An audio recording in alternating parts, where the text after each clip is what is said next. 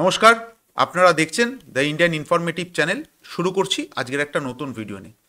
আজকের ভিডিওটা কিন্তু একটা সত্যি ইন্টারেস্টিং এই কারণেই হতে চলেছে, আপনারা ইতিমধ্যে শুনেছেন কিনা জানি না, সেটি হচ্ছে ভারতীয় বায়ুসেনার কাছে কি এই মুহূর্তে তেজাস MK2 চলে এসছে।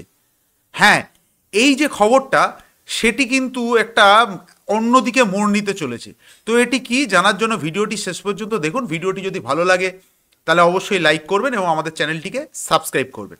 আপনারা জানেন যে ভারতীয় বায়ুসেনার এই মুহূর্তে সব থেকে যে ফাইটার প্লেনের উপর ফোকাস করে রয়েছে সেটি হচ্ছে তেজাস মার্ক 2।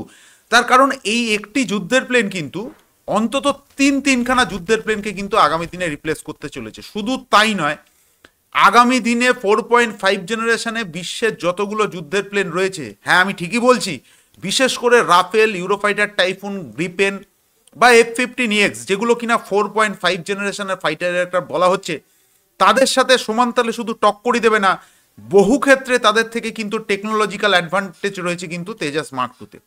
আর এই তেজাস মার্ক 2 কিন্তু সম্প্রতি যে খবরটি, মানে সত্যি কথা বলতে দেখুন, আমি কিন্তু অবাক হইনি, অনেকের হয়তো অবাক হওয়ার কথা, যে তেজাস মার্ক 2 কিন্তু ভারতীয় বায়ুসেনার হাতে চলে রয়েছে এবং সেটিকে কিন্তু গ্রাউন্ড টেস্টিংয়ের জন্য এই মুহূর্তে ভারতীয় বায়ুসেনা ব্যবহার করছে।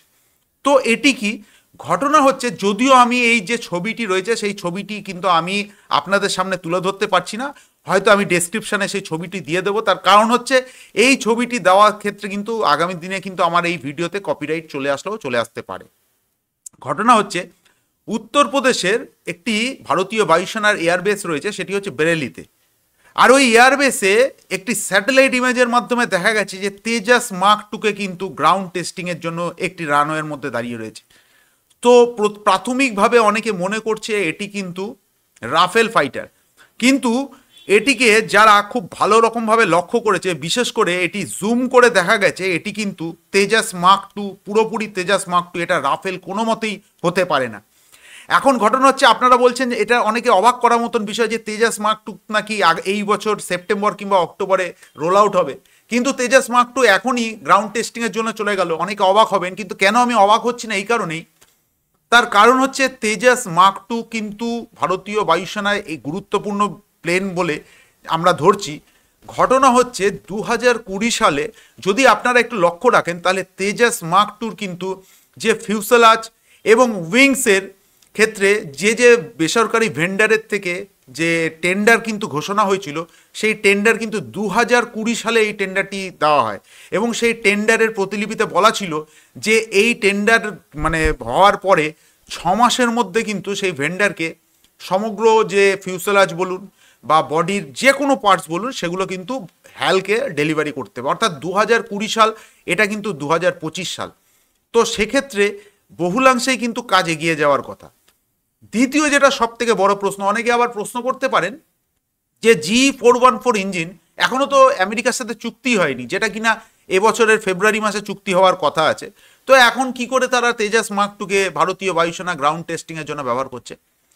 ঘটনা হচ্ছে হ্যালের কাছে কিন্তু এই মুহূর্তে 9 থেকে 11খানা G414 ইঞ্জিন, আজ থেকে না, আজ থেকে 5-7 বছর আগেই কিন্তু G414 ইঞ্জিন কিন্তু চলে এসছে। আর সব থেকে বড় ব্যাপার হচ্ছে গেল বছর অর্থাৎ 2024 সালে জি থেকে একটি টিম পাঠানো হয়, যে টিমটি কিন্তু জির যে ইঞ্জিনগুলো যেগুলো ভারতে অলরেডি আজ থেকে প্রায় 5-7 বছর কি তারও আগে চলে এসছে, সেগুলোর যে গ্রাউন্ড টেস্টিং, সেই গ্রাউন্ড টেস্টিং কিন্তু 2024 সালের জানুয়ারি মাসে জির যে প্রতিনিধি দল বা টেকনিশিয়ান তারা কিন্তু ভারতে এসে সেই বিষয়ে তারা যে আপনার যেগুলো টেস্টিংয়ের ব্যাপার সেই টেস্টিংগুলো করে ফেলেছে।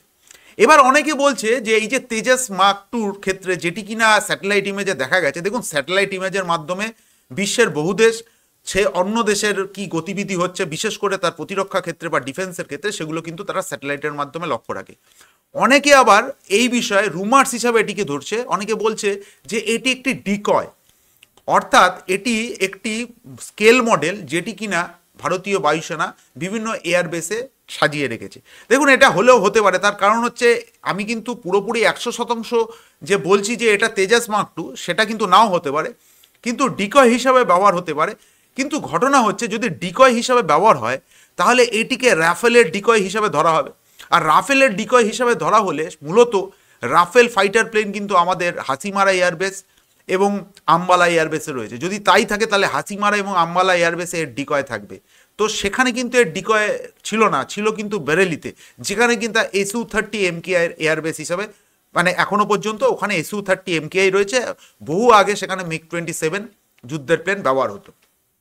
এখন প্রশ্ন হচ্ছে ডিকয় কেন ব্যবহার হয়? দেখুন, ডিকয় ব্যবহার হতে পারে এটা আজ থেকে না, এটা দীর্ঘদিন ধরে। আপনাদের হয়তো মনে থাকবে যে আমরা রাশিয়া থেকে S-400 সিস্টেম কিনেছি, আর এই S-400 সিস্টেমের কিন্তু পুরোপুরি একটি স্কেল মডেল বেলুন, প্রচুর কিন্তু এরকম বেলুন তৈরি করা রয়েছে, যাতে কিনা যে যারা বিদেশি যেসব শক্তি, চীন থেকে শুরু করে বিশ্বের যত উন্নততর দেশ, তারা কিন্তু তাদের স্যাটেলাইট ইমেজের মাধ্যমে ভারতের গতিবিধির উপর লক্ষ্য রাখে। তো সেক্ষেত্রে যদি এরকম স্কেল মডেল আমরা তৈরি করে রাখি, তবে শত্রু কোনটা আসল আর কোনটা স্কেল মডেল সেটা এক কথায় বুঝতে পারবে না।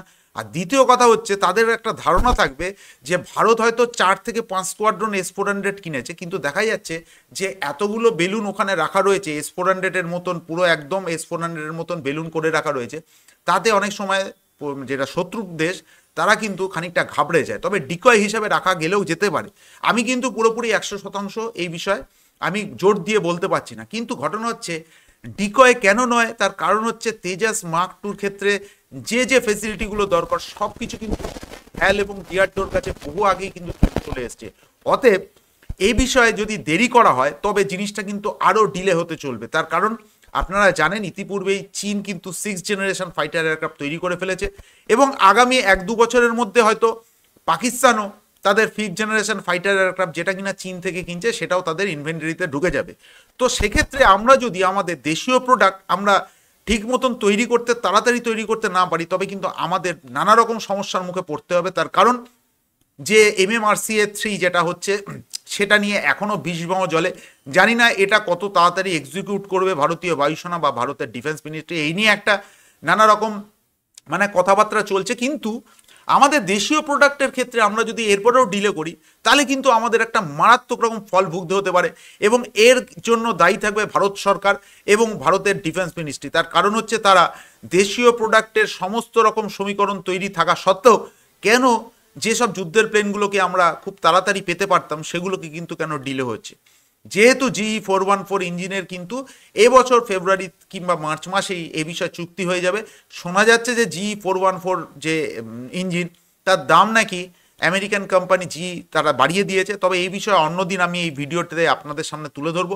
যদি তেজাস মার্ক টু এইভাবে মানে ভারতীয় বায়ুসেনার কাছে চলে গিয়ে গ্রাউন্ড টেস্টিং হয়, তবে গোপনে কিন্তু ভারতীয় বায়ুসেনা তেজাস মার্ক টুর অনেক আগে থেকেই যে যত রকমের টেস্টিং আছে সেই টেস্টিংগুলো কমপ্লিট করে নেবে, এবং যত তাড়াতাড়ি টেস্টিং কমপ্লিট করে সার্টিফিকেশন পর্যায়ে পৌঁছাবে, তত তাড়াতাড়ি কিন্তু ভারতীয় বায়ুসেনায় খুব শিগগিরই তেজাস মার্ক টু কিন্তু ইনভেন্টরি ঢুকবে। আর এই যুদ্ধের প্লেনটার উপরে কিন্তু আমাদের প্রত্যেকের নজর থাকবে। তার কারণ হচ্ছে এই একটি যুদ্ধের প্লেনই কিন্তু আগামী দিনে ভারতীয় বায়ুসেনার যে শক্তি, সেই শক্তি কিন্তু বহুলাংশে বাড়িয়ে দিতে চলেছে। তো আজকের ভিডিওটা এখানেই শেষ করছি। ভিডিওটি কেমন লাগলো অবশ্যই কমেন্টস করে জানাবেন। ভিডিওটি শেষ পর্যন্ত দেখার জন্য ধন্যবাদ। জয় হিন্দ।